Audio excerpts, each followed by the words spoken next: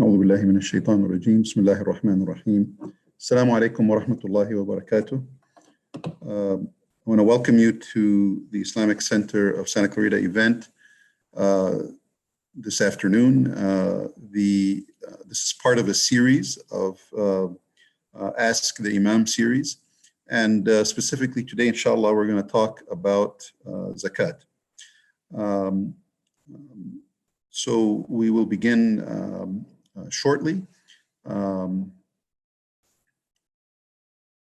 We have quite a few participants, so everybody is muted, but you can type messages and type questions if you have them. So certainly feel free to do that throughout the presentation.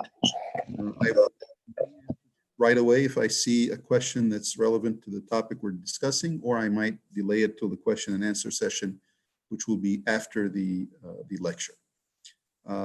Inshallah, we'll try to, as best we can, to get to all of the questions. And I ask Allah subhanahu wa ta'ala to make this easy. This is a new format, and we're kind of trying to get used to it and work out all the details. Alhamdulillahi Rabbil Alameen, wa salatu wa salamu ala rasulih al-Mustafa al-Amin. My dear brothers and sisters, today we're going to talk about zakat. Zakat is a huge topic. As you know, it's one of the pillars of Islam.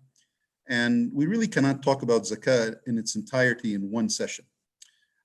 And so I had to choose, what are we going to talk about? And inshallah, my goal today is to talk about some of the details of zakat that people ask about all the time.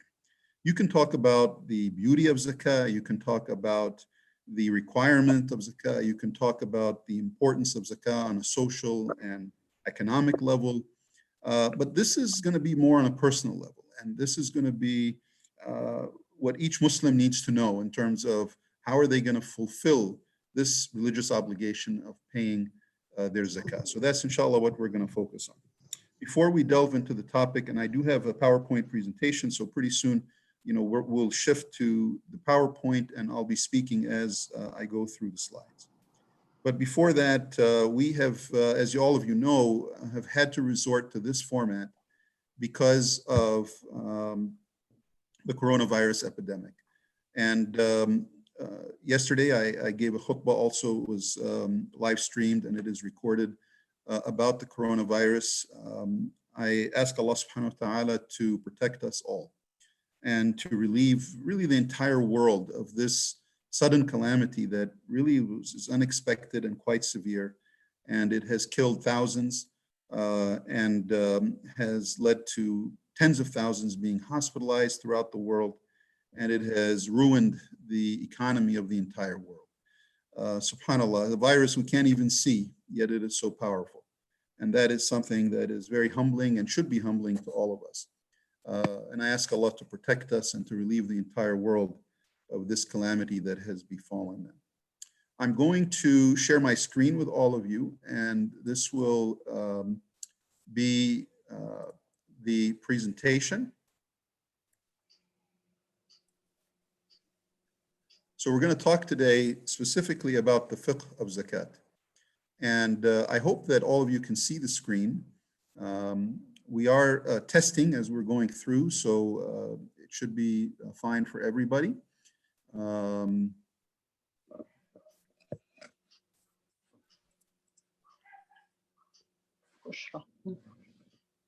So first of all, the word zakat is an Arabic word that really, as most Arabic words, they are not straightforward. They don't have only one meaning.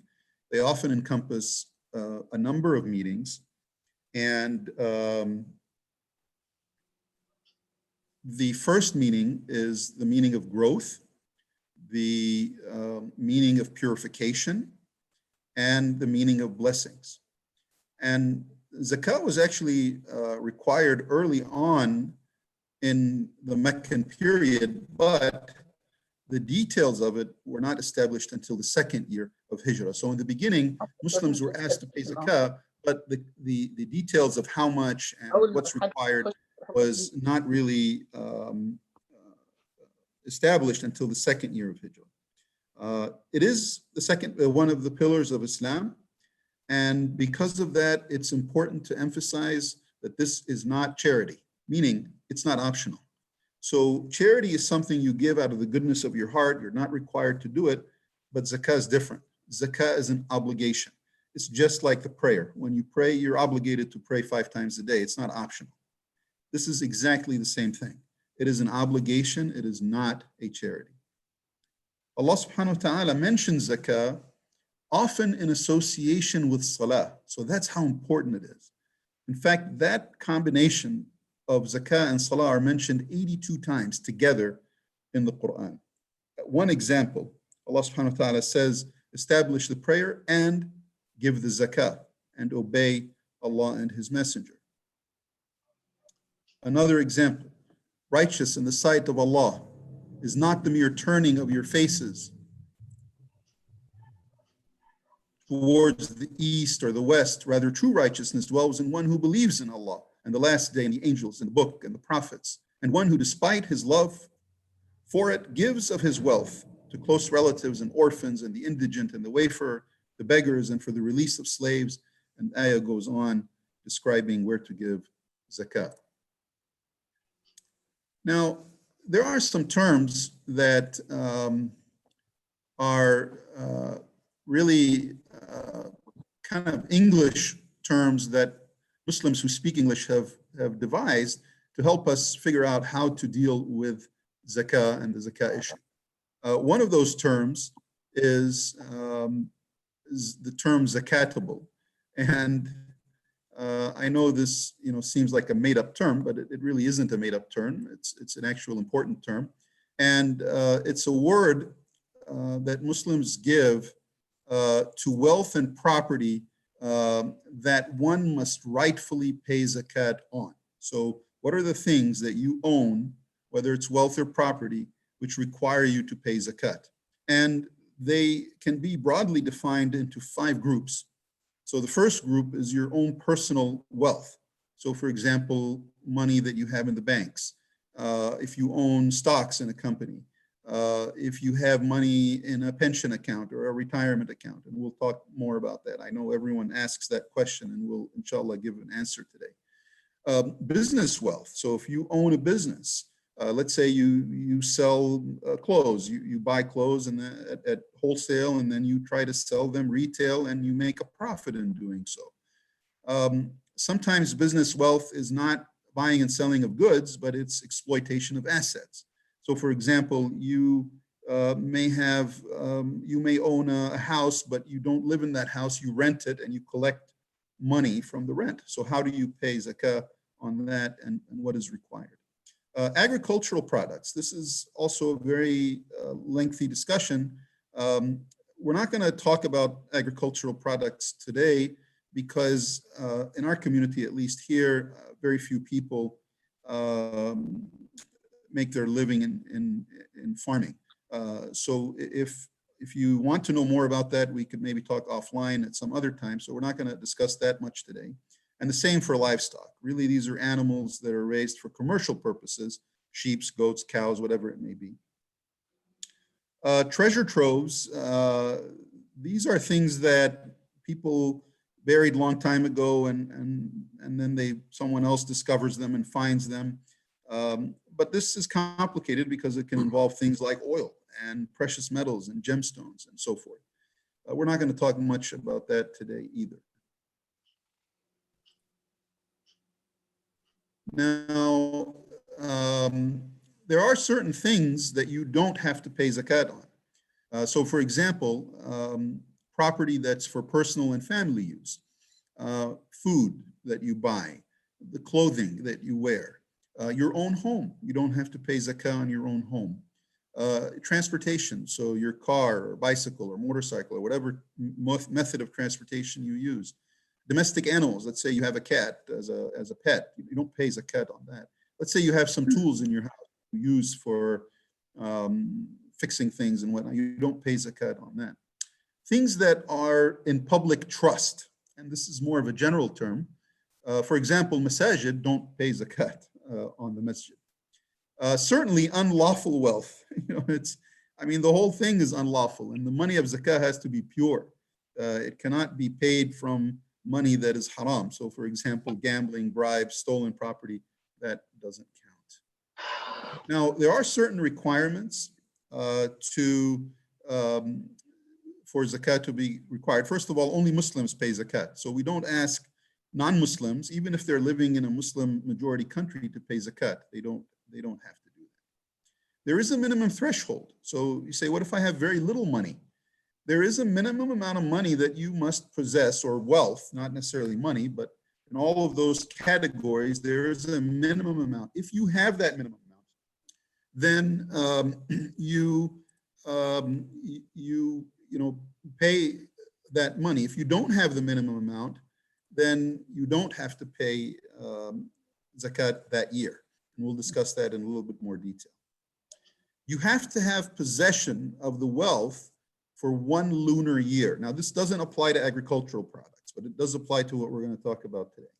So you have to have it for 1 year, and it has to stay above that minimum threshold in value throughout the year. The other requirement is that you have to have true ownership of the wealth, and you also have to have access to that wealth. So if your whatever wealth is taken by someone else and stolen, and you can't have access to it, you don't pay zakah on it that year until you have access. So what is the minimum amount? Well, the scholars have defined that the minimum amount is 3 ounces of pure gold. There's also a silver equivalent, and if you have the equivalent of 3 ounces of gold, then you have to pay zakah, and the amount you have to pay is 2.5%. If it's business wealth, it's the same minimum requirement. In terms of the goods that you buy and sell, it's 2.5% of whatever the current value is, the wholesale value. And we'll talk about that in an example shortly. Exploited assets, such as a rental property that you may have, or some other type of, let's say you have a car and you rent it, or whatever it is, you pay on the net income. So you don't pay on the value of the asset itself, but you pay on the net income that you receive, and it's 2.5%. Now, this concept of nisab, or the minimum threshold, the minimum amount of wealth, is a very, very important concept. The idea is that throughout the year, your wealth will fluctuate in value. So your bank account, on the 22nd of Ramadan might be $10,000, and 2 months later it might drop to 6,000, then it might go up to 7,000, and there will be fluctuation in the value. If you own gold fluctuates in value day to day, and so there will always be changes. However, if an entire year passes, so here we're looking at a graph where you have the 22nd of Ramadan of 1 year all the way to the 21st of Ramadan of the following year, and this is a whole year has passed. And as long as your value of your zakatable wealth is above the minimum threshold, which is the nisab, which I'm going to tell you what it is, then you have to pay zakat once the year is up on W, which is your wealth. That's the amount that you're going to calculate your zakat on. Now, I will tell you, this is very long and you don't have to read it, but not everyone agrees with that concept. Okay. The Hanafi school requires that you be at the minimum threshold only at the beginning of the year and at the end of the year, but not in between. So let's say you had $10,000 at the beginning of the year, and then 2 months into it, it dropped to $500, and you dropped below the minimum threshold, and then by the end of the year, you were back up to 6,000, you still have to pay zakah for that year. Whereas other scholars say if it drops below the nisab, then you don't. You have to calculate and start another year. And this is an example. So this is the Hanafi school. In the beginning of the year, you're above the minimum threshold. At the end of the year, you're above the minimum threshold, so you have to pay. Others, however, would say no. Once you drop below the minimum threshold, which happened here, You don't start the year calculation until you go back up to above the nisab. From here now, you have to calculate 1 year moving forward and then pay your zakat. Let's talk about cash. Cash on hand is not really, we're not talking about green dollar bills, okay? We're not talking about necessarily cash, but we're talking about cash or the equivalent of cash. Gold, for example.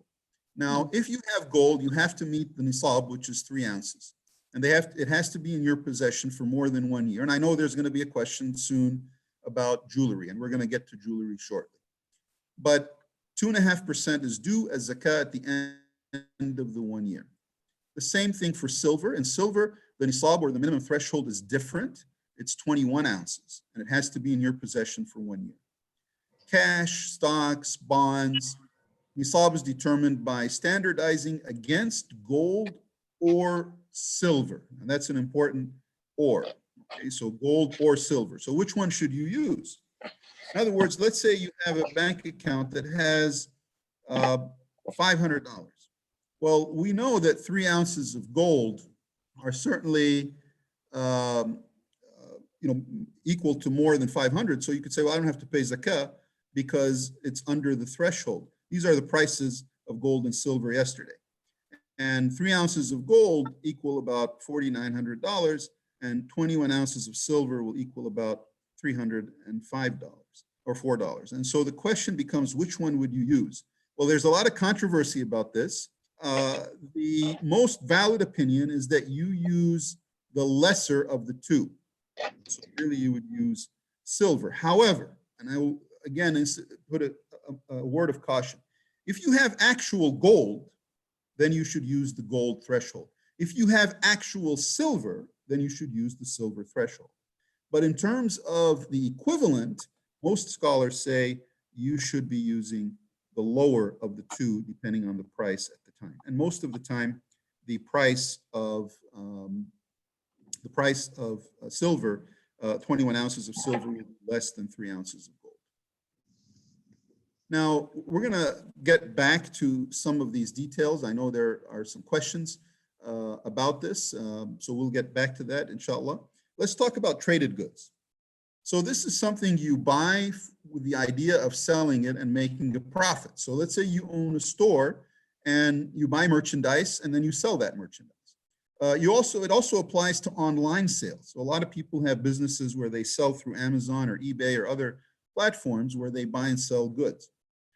Goods are subject to zakat of 2.5% after 1 year, even if the stuff is sold before the year is complete and as long as the nisab, the minimum, is maintained.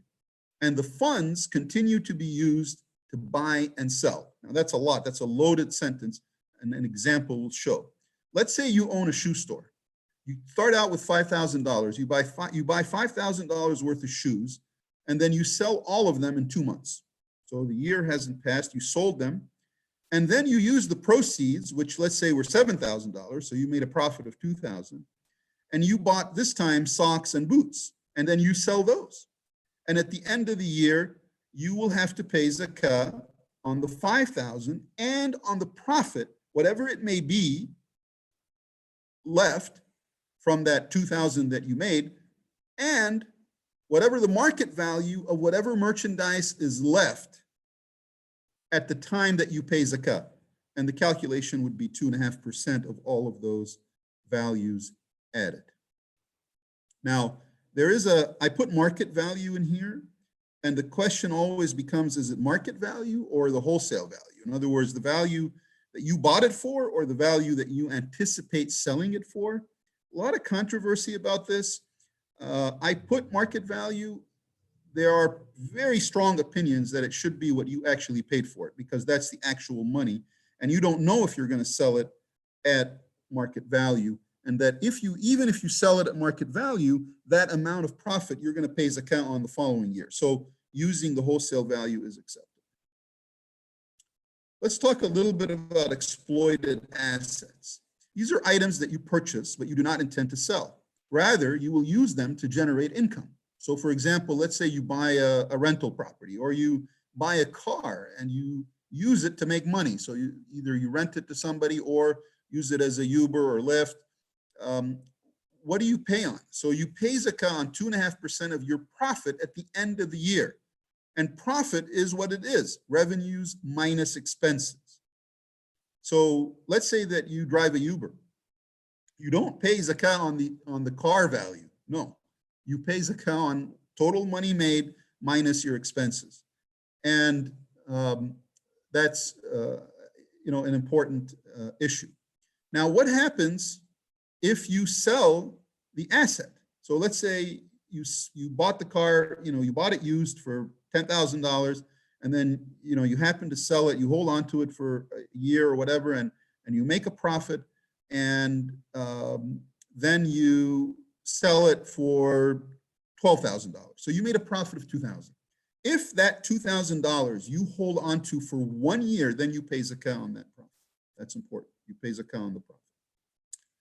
Now, there is some controversy. There are some people who say that the zakat rate is not 2.5%, but that it's 10%.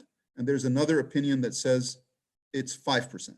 But those opinions, frankly, are weaker, and the 2.5% is the stronger opinion.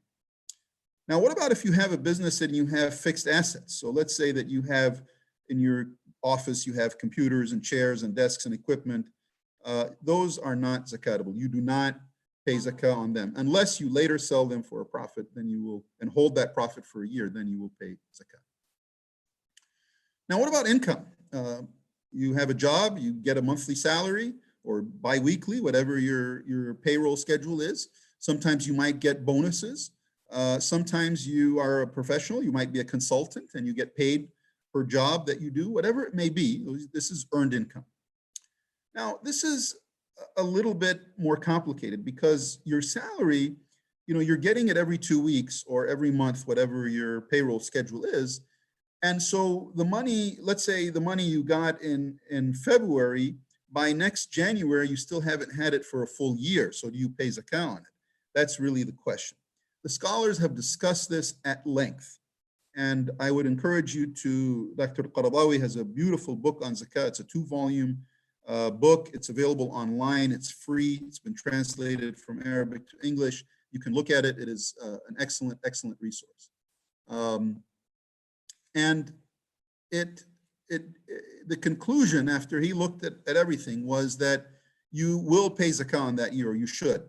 And the way it works is you determine your zakat date. So let's say your zakat date is the 10th day of Ramadan or the 20th day of Ramadan. A lot of people like to wait till the last 10 days of Ramadan. So let's say you decide, the 21st of Ramadan is your date. You go back 1 year. Prior to that date, you calculate all of your income and you subtract all of your expenses. So for example, if you have a mortgage or if you have a rent that you're paying, you have to subtract that. If you, of course, you pay taxes, your living expenses, you buy food and clothes and whatnot, and fill your car with gas and so forth. Those are all living expenses. You subtract them from that income. And then if the remainder, so whatever you earned in total minus whatever you spent, exceeds the nisab, then you have to pay zakat on the amount left on the zakat date. So on that date, you got to calculate what is it you have. If it's more than the minimum threshold, then you pay. It applies even to the paycheck that you received the day before the zakat date. So as long as it's within that year, it'll be included in the calculation. Now, what happens if your expenses are extravagant, okay, and exceeds what most people in your area would be considered a basic need? How do you calculate that? For example, let's just give an example. If somebody lives in a very poor neighborhood and they make very little money and they start spending crazily, they go out and buy a $100,000 car and they can't afford it, nobody else is buying it, they're just spending their money, and in the end, they're going to come out negative. So their income is going to be more than their expenses, and they're going to say, well, I don't pay any zakat because I didn't make any money. I'm totally negative. That doesn't work, okay? Scholars have said you have to actually subtract these extravagant expenses And again, a lot of controversy. How do you define that? What is really the right amount of extravagance? And that's really, really complicated. But we know it varies. I mean, the glaring example is it varies from country to country. I mean, there are some countries that are, the standard of living is much, much lower than, for example, the United States. And so, you're not going to use the standard in that other country while you are living here in the United States. You're going to use the standard in the United States. My advice is follow your heart. It has to feel right. Remember, this is an act of worship. Okay, this is a ibadah. Paying zakah is a ibadah. And you don't want to cut corners just to save a few dollars. You really have to follow what satisfies your heart and what you feel is the correct thing to do. I'm going to give you an example of a husband and wife, Omaran and Imam, combined earned income $120,000 a year. They make $10,000 a month, and realize this is a lunar year, okay? They pay $2,000 of rent per month. Their living expenses are approximately $4,000 per month: food, utilities, insurance, taxes. At the end of the year, if you add all of that, $2,000 a month plus $4,000 a month, that's $6,000 a month. And you subtract, that comes out to about $72,000. You subtract that from $120,000. At the end of the year, they would have had $48,000. The zakat due will be $48,000 multiplied by 2.5%, which will be $1,200. Okay, so this is a simple, straightforward, no complexity example. But there are, of course, life is never that simple. There always are complexities. So we're going to talk a little bit about them. And one of the complexities is jewelry. What happens with jewelry? So people may own jewelry, gold, silver, precious metals, platinum, whatever it may be. The majority of the scholars, Maliki, Shafi'i, and Hanbali school, say there is no zakat on women's jewelry and ornaments, whether they're made of gold, silver, diamonds, pearls, minerals, or precious stones, as long as they are for personal use and not for business use. So the intention is important. So if a sister goes and buys gold with the intent of selling it later when the prices of gold go up, that becomes a business. That's not for personal use. That's a totally different scenario. Now, if such jewelry attains a quantity of extravagance or is used as a store of wealth, then the surplus of what normally would be worn is zakatable. So that's important. So this again depends on your intention, and you have to follow your heart in that regard. Now, a lot of sisters have told me, well, we kind of like have mixed intentions. So, we buy jewelry and we keep it as a store of wealth for a rainy day. Let's say someday we need money, and okay, we can always tap into our jewelry, sell it, and convert it into cash and use the money. But at the same time, we are going to wear it and use it as personal use. So how does that fit in? The scholars have commented on that, and they said as long as you're using it for personal use as well, then it's considered personal use. Now, the Hanafi position is different than the other three schools of thought. And the Hanafi position is that jewelry is zakatable, that you have to pay zakat on it because it's either gold, silver, or other precious stones. So that is their position. What about retirement plans? 401k and other retirement plans. It's really quite a controversial topic. The typical scenario is that you are an employee and you contribute from your paycheck to a retirement plan, a 401k or a 403b or some other retirement plan. The company that you work for may match that with a certain percentage. Sometimes they don't, but they may match it. And then that money is invested in various things, and it either grows or declines in value with time. And you really don't have access to those funds easily. Okay, so you do have access, but the access is limited. Now, there is an opinion that if you have access, then you yes, you have to pay penalty and taxes, but you still have access. So in other words, that money you can tap into at any time, even though there is a penalty and there are taxes. So because of that little wrinkle, there are two opinions about this matter. The first opinion is that the zakah is not due, since there isn't complete control and ownership of the funds until one reaches retirement age. Okay, so the idea is, let's say you're 30 years old or 40 years old, you still haven't reached retirement age. You cannot really tap into that money, because if you do, you have to pay a 20% penalty and you have to pay taxes owed on that money.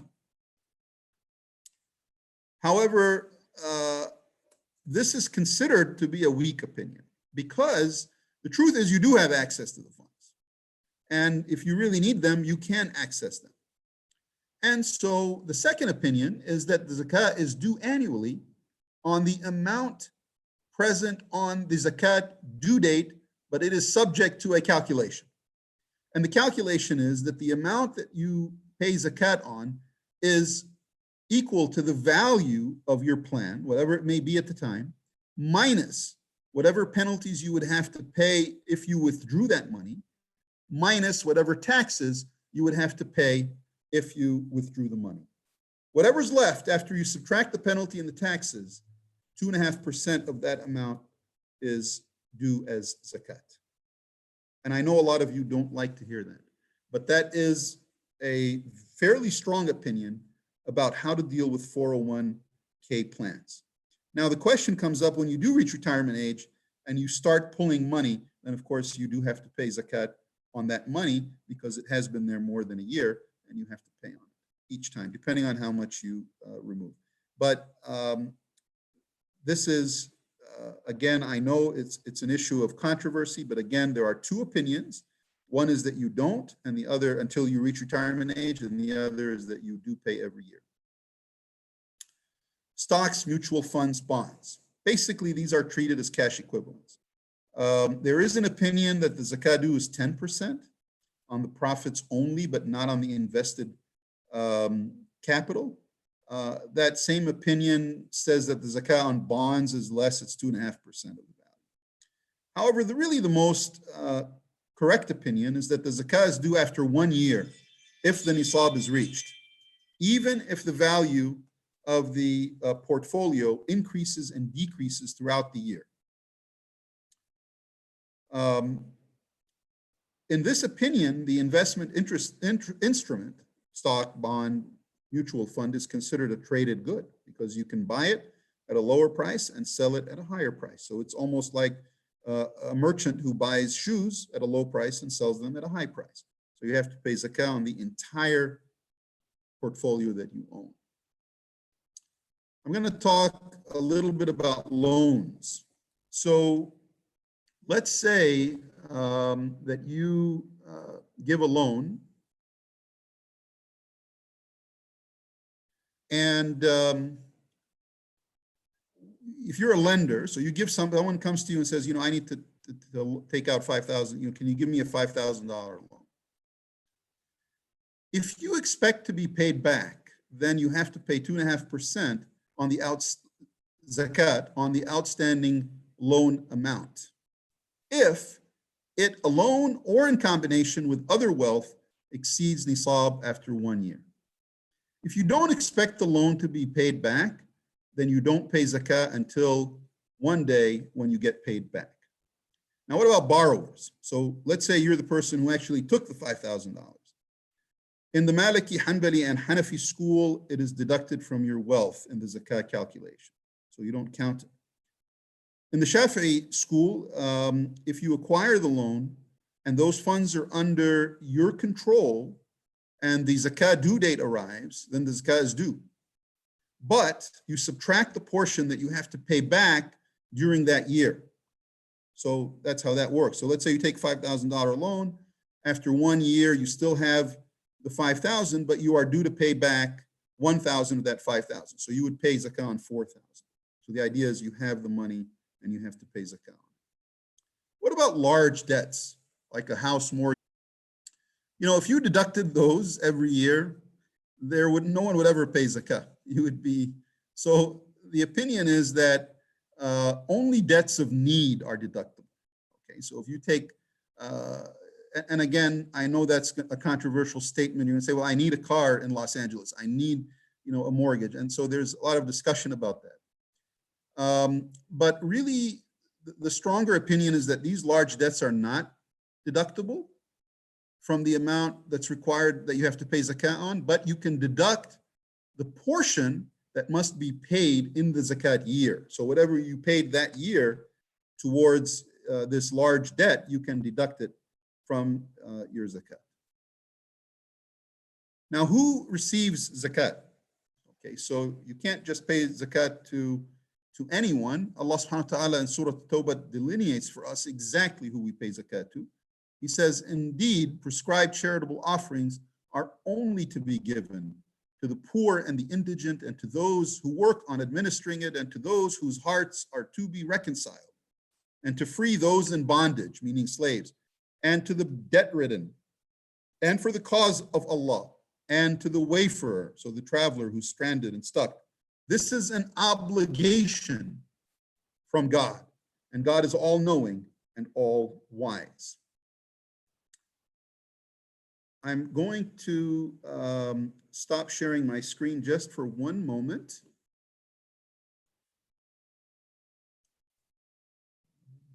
I believe everyone is accepted in. I'm getting a message that there are some people in the waiting room of the meeting, but I don't see anybody in the waiting room. So I think everyone is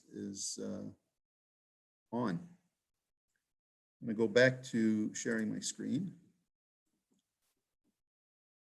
Okay. Let's go through some of these recipients of zakat in a little bit more detail.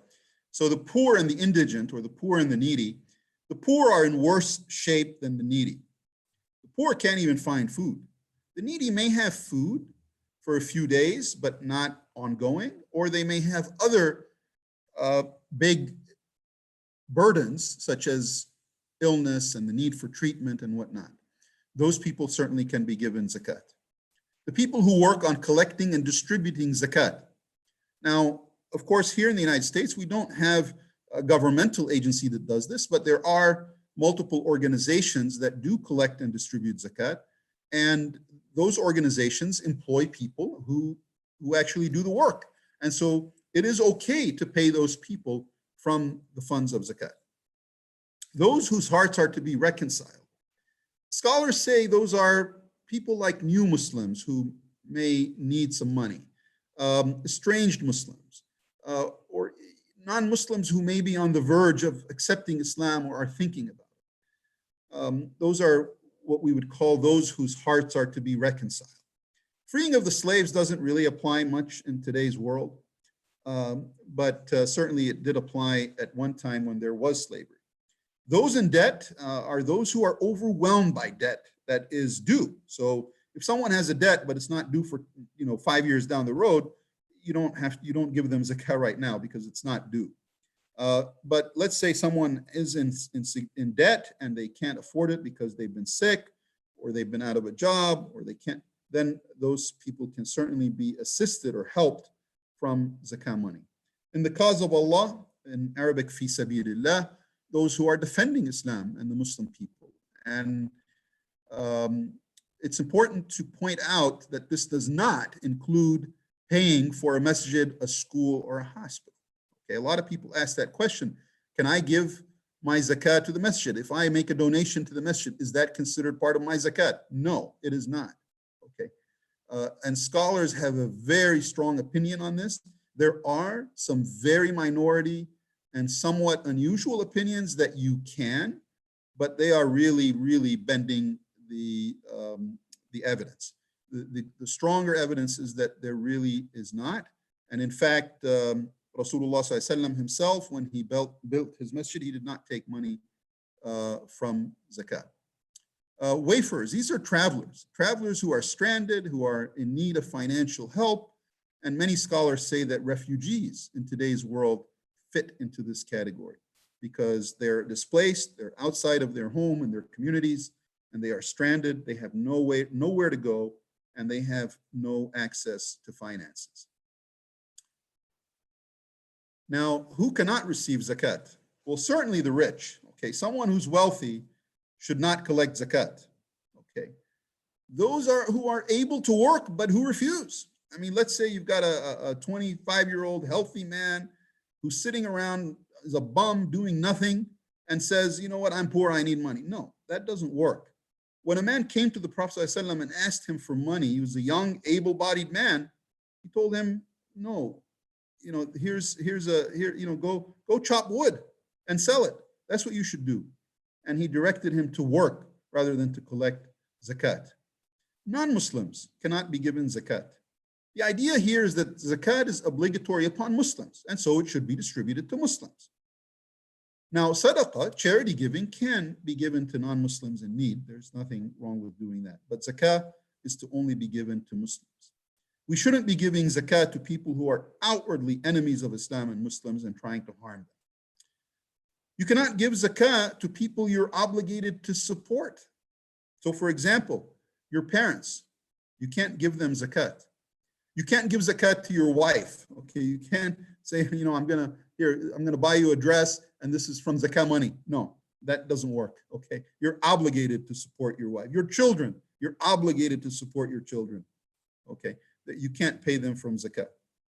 We already talked about public projects like schools, masajid, hospitals, and there are some, like I said, minority differing opinions.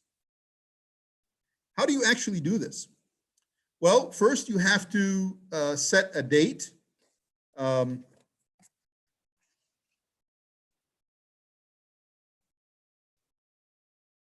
Okay, there is a question. That's why I paused for a second. We'll get to the question in the question and answer session. In terms of payment, you have to set a date. Most people like to pay their zakat in Ramadan because anytime you do a faridah or requirement in the month of Ramadan, you get many times more the reward. So the reward is greater, inshallah. Ramadan is a great time to pay zakat. Now, it must be paid when it's due. Okay, so let's say the year is up on the 21st of Ramadan. You need to pay your zakat. You can't say, I'm going to wait 3 months. Okay, no, it has to be paid when it's due. Now, you can pay it ahead of time. That's okay. You don't have to wait for the entire year to go by. So if you wish to pay it 2 weeks ahead of time, a month ahead of time, if you want to pay a little bit every month, that's fine too. You can prepay your zakat. It must be paid to the proper recipients. Now, this becomes complicated because you say, well, how am I going to know? Well, you do your best and Allah subhanahu wa ta'ala will reward based on your intentions. You can also pay it to Muslim organizations such as Islamic Relief and others who and mark it for zakat, so they know that they should spend this on zakat only. Now, many people ask, can I send it to another country? Let's say I have a cousin who's very poor, or an aunt, or an uncle, or a neighbor in Syria or Iraq or Egypt, somewhere else, and I want to send the money there because they are my relation, and I feel, of course, you should do that. You even get double the reward of the zakat and the reward of reaching out to your relatives and to your relations and maintaining good relations with them. So absolutely, there's nothing wrong with paying it. It does not have to be paid locally. It's very important that you have the intention of paying zakat. Okay, that's really critical. Okay, everything in Islam has to have a niyyah associated with it, meaning the intention has to be there before you do what you do. Okay, so and this becomes important. So let's say you decide that you are going to give someone $100 because they asked, can I borrow $100? And then you say, 2 months later, you say, I'm going to forgive you and I'm going to consider it as zakat. No, you can't do that. Okay. The intention has to be from when you pay the money that it is paid as zakat. You can do it as a sadaqah, that's fine, but zakat has to be associated with intention prior to the act. Now, a few fun facts about zakat. We're getting close to the end of the PowerPoint presentation, then we'll get to the questions. there is an Islamic agency in the Middle East that calculated that if all Muslims in the world paid their zakat annually, the amount would be about $1 trillion. And yes, you read that correctly. It's trillion, not million, not billion, it's trillion. In the United States, the same calculation was done for American Muslims. The figure is estimated to be 4.8 billion with a B. We talked about it not having to be paid locally. One thing I will remind you, and that's a whole discussion of itself, there is a horrendous punishment for those who do not fulfill their obligation of zakat. In fact, in the Quran, the most graphic and strongest punishment is for those who don't pay zakat, for those who hoard money and do not pay their zakat. I've listed for you here, and certainly this presentation, we can email it to anyone who's interested, but this has some websites that you can refer to that have a lot of detail. The Fiqh Zakat by Dr. Qaradawi is an excellent, excellent book. It was written like 20 years ago, but still valid today. It's actually free online in both Arabic and English, and you can look that up at any time. All right, so with that, we're gonna start to answer some questions. So the first question we have, what I'm gonna do is read the question, and then now before we go to the questions, I just want all of you to know that the recording of this lecture and the questions will be available, and it's also being live streamed on YouTube, so it'll also be on YouTube as well. So this question, Salams Dr. Abdeen, you may cover this later in the slides. 401k and stock investments are quite volatile right now. Do you still think zakat should be calculated on one date? Okay. So the answer is, first of all, I want to emphasize here that what I think is not important. I'm not a scholar. I'm a physician. I don't, but I'm just relaying to you what the scholars say. Okay. And that's really important to know. But the answer is yes. If it's been a year, then the zakat is due and it has to be paid. Yes, this year, stocks and 401k investments that are invested in the stock market have declined in value significantly. But you know what? There are other years when they go up significantly. Islam's fair. Islam won't tell you, oh, because now you're going to pay less the zakat, then you shouldn't do it. No, whatever is due is due. Yes, next year it'll be due more, but that's the way it works. Now, there's a second part to the question. And that is, 401k is a retirement account which is not entirely liquid as of now until the owner reaches a certain retirement age.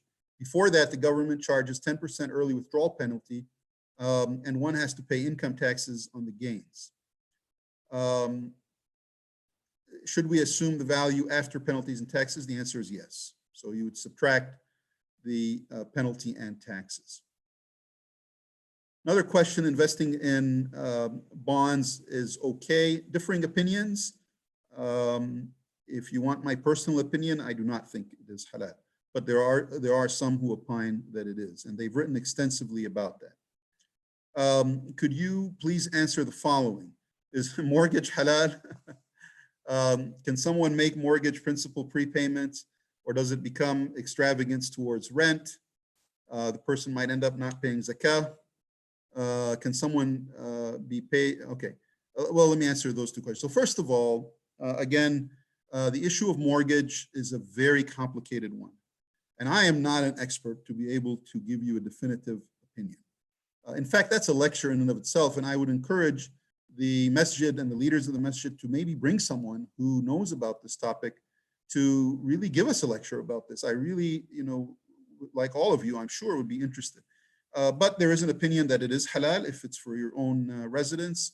There's also an opinion, and I would encourage you to, on YouTube, to listen to Sheikh Jum'ah, who is the former president of Al-Azhar University.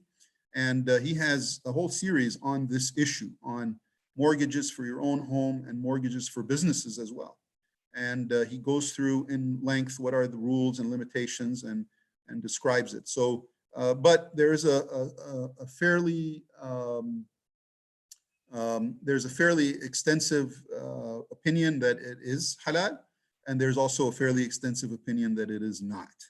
So you have to do what you feel comfortable with. The other question is, can someone make mortgage principal prepayments?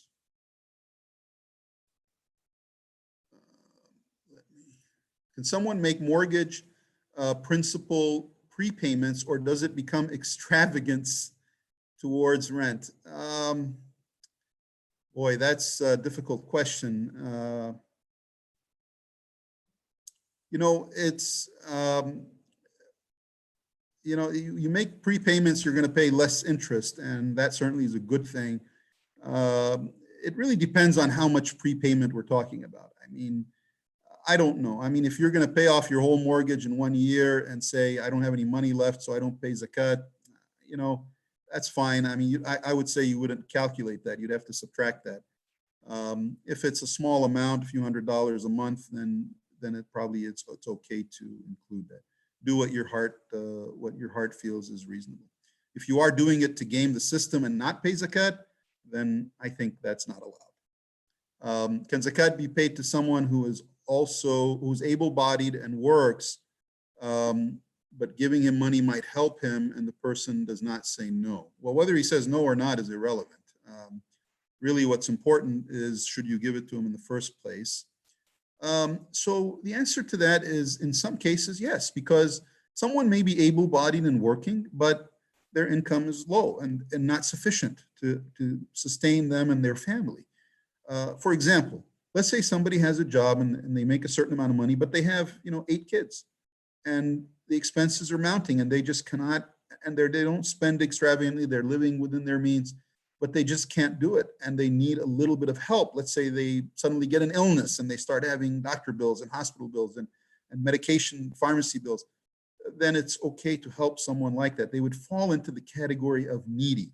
So they're able-bodied, but they are working and they're making money, but they still need additional help. Not sure you covered this. What is the zakat on equity on homes? Okay.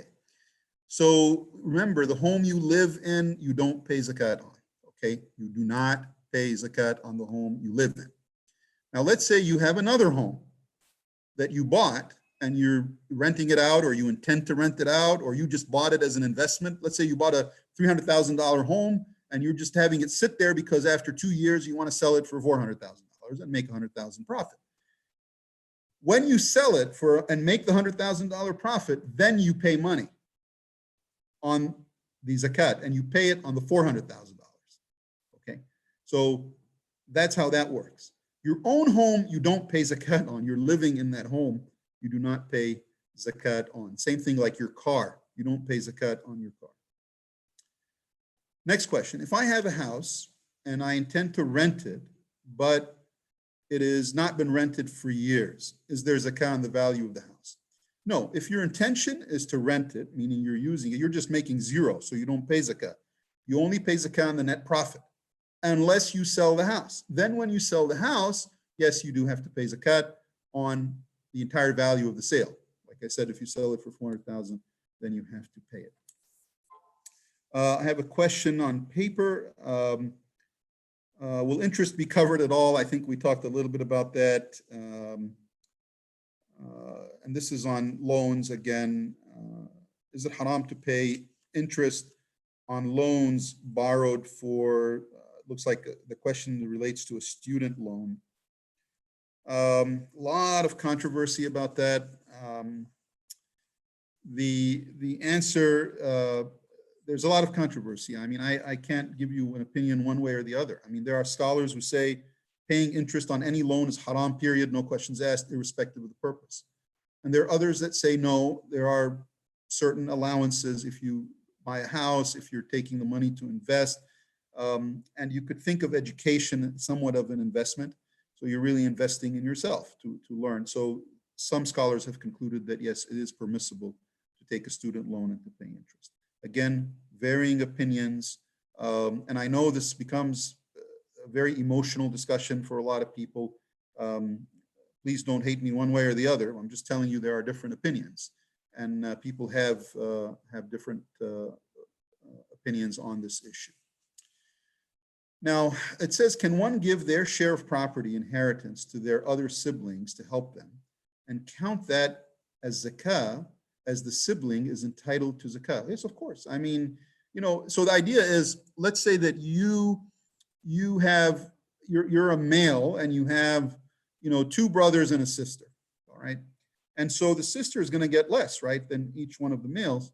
And, you know, your father passed away, he left the house, right? And the house is worth, you know, I don't know, whatever, $200,000. And you're going to split the money. You're going to sell the house and split the money. Or you haven't sold it yet, but you each know that you own X percentage based on the inheritance rules. So the question is, you want to help your sister because your sister maybe is poor or she can't, you know, she has trouble and you want to help her. So you want to give your portion to her and count it as zakat. The answer is yes, you can, because that's your money now. So, you know, when you own it for more than a year, you have to pay zakat on it. Even if you don't own it for the first year and you want to pay zakat, there's nothing that says you cannot. You certainly can. You can give it to her and you can count it at zakat. Should we make zakat for gold every year? So, yes, I understand the implication of the question. I think I answered the question in the presentation, that there are different opinions. The Hanafi school says yes. The other schools, I'm talking about jewelry now, not gold that you buy to store wealth. Okay, if you're buying gold, let's say, you know, gold ounces or gold kilos, and you're just storing it as wealth, the answer is that's different. That, yes, you have to pay every year if you're storing. Now, what about jewelry? Well, it's the same thing. So scholars say, some of them say you do have to pay, such as the Hanafi school, and others say you don't. And the answer is yes, if you are in possession of that gold for the 1 year and every year subsequently, you do have to pay zakat. Now, if you subscribe to the Hanafi school, of course. Now, the question becomes, a lot of people ask, well, what's the wisdom of that? I mean, eventually that money is going to go away. I mean, you're going to pay after so many years, the total amount, you know, well, actually, I mean, specifically after, you know, 40 years, you're going to pay the whole amount. Well, you know, the idea is Islam doesn't want people to hoard money. Okay. The idea of zakah is to keep the economy moving. Okay. So that you take your money and you invest it and you put it to work that will benefit society as a whole and in turn benefit you, maybe with profits and sometimes losses. What do you do if somebody, this is another question, Assalamu alaikum, what do you do if somebody missed a zakah because of lack of knowledge or he gave it to the wrong person? What can be done? Okay, so first of all, if you missed the zakah, it is still due. Okay, so don't think that you missed it this year, oh, okay, it's gone. No, it's an obligation. You still have to pay it. So once you remember that you missed a zakat payment, then you have to go and pay that amount. If it was also same as lack of knowledge, or if you gave it to the wrong person, you know, if you gave it to the wrong person unintentionally, so you gave it to someone you thought they were deserving of zakat, then you came later to discover, no, you don't have to repay that.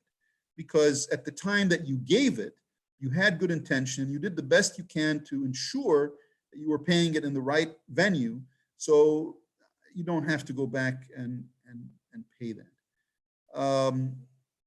Now, there's some controversy about, let's say that you had some money and you didn't know that you had to pay zakat on it. And then you discovered that you should, and it's been like 20 years and you haven't paid any money. Do you go back and pay on all 20 years? So the scholars have said no, that's a burden and you just pay on 1 year. So you would just calculate on 1 year. I know this question has come up because the issue of 401ks and really, just 20 years ago, many scholars said you don't pay on it. When they looked into it more deeply and understood how it works, many of them gave a corrected opinion that said you have to pay, but you subtract penalty and taxes. And so a lot of people said, well, I've had my 401k for 15 years. Do I go back and pay for 15 years? And scholars said, no, you just pay for 1 year, but moving forward, you pay every year so as to minimize the burden on people. And I think that's a wise ruling. Now, there's another question that has come up here and says, my taxes go towards welfare, social security, etc. Does that cover zakat? The answer is no. Okay, the answer is no. This also has been carefully researched by scholars. The answer is no. And the reason the answer is no is because, number one, your taxes in the United States, for the most part, do not go to Muslims. Remember, zakat has to be paid to Muslims. Secondly, you don't really know where your money is going. So your money falls into this huge pool. Some of it goes towards, yes, welfare and so forth. And some of it doesn't. Some of it is wasted. Some of it goes to the military. Some of it goes to build roads and bridges. Some of it goes to schools. So you don't really know where your money is going. So you can't count that as zakat. Now, Social Security is not for the poor. So Social Security is an age-based and disability-based payment. Age-based is not part of zakat. So no, it does not count. Yes, you do pay a Social Security tax that goes into the Social Security fund. And yes, that is used to pay Social Security to those above the age of 65 who've paid into the system, or to the disabled and certain disease conditions. But again, you don't know where your money is going in that equation. So the answer is you cannot. Let's see here. I think I've answered all the questions that I see on the board here. So if anyone has any more questions, please type them in. Oh, we got one more question. Could you pay zakat on behalf of a deceased person? In my research of this issue is no. However, if, let's say, your father dies and your father has not yet paid zakat for that year, the zakat has to be paid before the inheritance is distributed. So it's almost like a debt obligation. If the dad has a debt obligation, that has to be paid before the inheritance is distributed. But to go back and say, my great-grandfather, 50 years ago didn't pay zakat X year, no, you cannot pay it for him. It's too late. It's over. Okay, so that's the only one issue regarding the deceased person, is that at the time of their death, if they owe zakat, you have to pay it. And if you don't know, then you don't. You just ask Allah to forgive them if they had not. So, any other questions about the topic of zakat?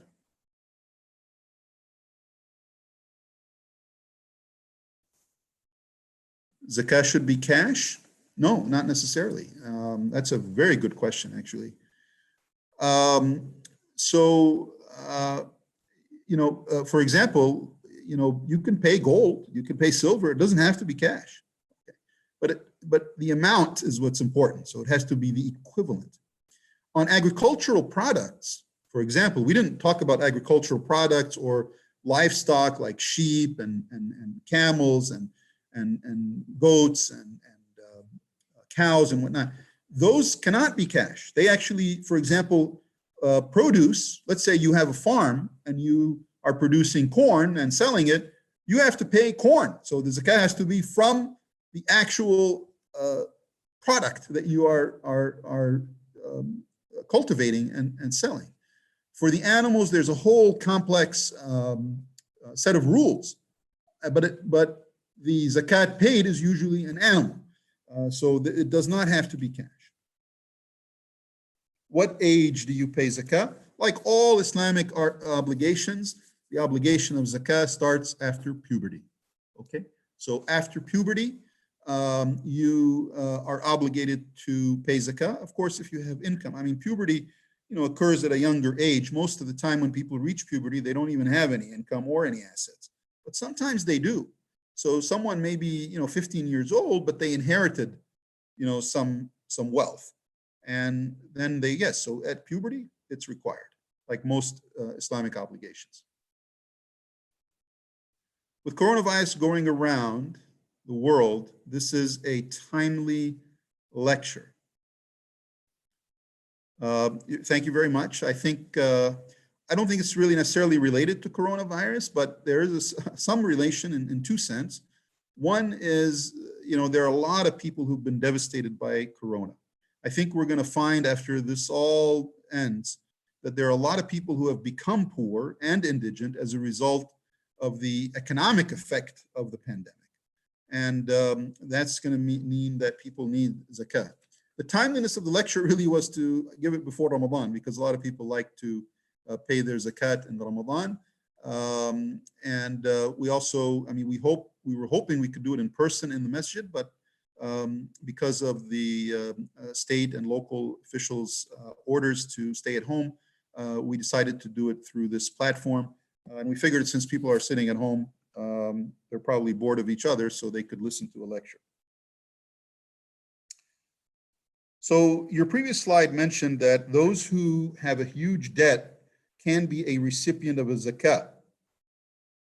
Does a student who is taking on huge debt count? So the answer is yes, if they cannot pay.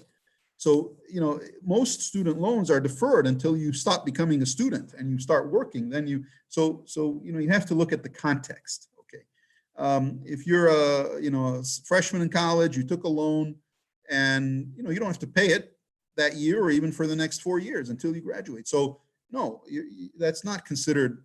You wouldn't be a recipient of zakat. Now, so that's the answer to your question. All right, let's see. Assalamu alaikum. The government is offering business loans for small businesses to help during this coronavirus crisis. Part of the loan will be forgiven, but it is not interest free. Is it okay to apply for it? So a couple of things. If you do apply for it and you get it and it is forgiven, it's income. So you would have to include that in your calculation of zakat 1 year from now. Now, is it okay to apply for it because it is an interest loan? I think it's 1% interest. They were talking about 2%, maybe 4%. Again, it's like any other loan with interest, a lot of controversy. I encourage you to listen to Dr. Jum'a's extensive series on YouTube about this issue. But he says in there that if the loan is taken for business purposes, then it's not really a loan. It's actually an investment money. And yes, you can take it and with interest as long as it's not usury. So usury is different than interest in his definition. And usury is when somebody charges you large amounts of interest. So they tell you, okay, we're going to give you a loan, but it's 20%. And then after a year, they raise the interest further on you. And they keep raising it every year. So that is not allowed, of course. But that's not the situation here. Here it's a fixed interest rate, and it's going to be forgiven. And I believe there's no interest for some certain number of months. There will be a lot of good coming out of these loans because a lot of small businesses have had to lay off their staff. And so they've automatically created people who are in need. And if this will avert that, then it's a good thing for society as a whole, inshallah. I don't know if there are any, I'm trying to see if there are any questions. Okay, here we go.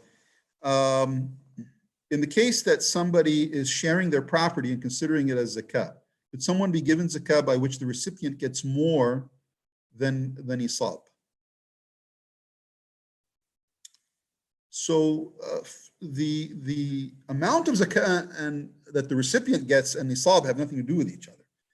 Nisab is for you, okay? So you have to have the nisab in order for zakat to be obligatory on that wealth, okay? So if you don't have the $300, then you don't pay zakat on anything, okay? You don't have it. So you don't pay on something you don't have. It has nothing to do with the recipient, okay? I'm not sure what is meant by sharing a property. Does that mean like two people are living in the same house, or I'm not clear on that. If that's the case, you could calculate, how much each one of you is using, and yeah, if the other person is poor, then yes, you could consider that as you giving them zakat, and they're deserving of it, as long as your zakat is due. I don't know if there's any other questions. I think we still have some coming in.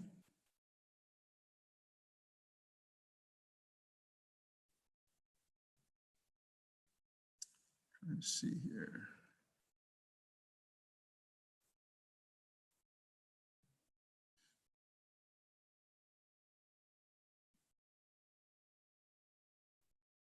It says someone's typing. Must be a very long message.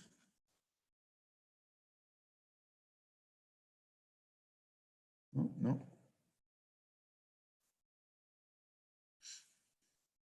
Do we have any more questions? No more questions from the other.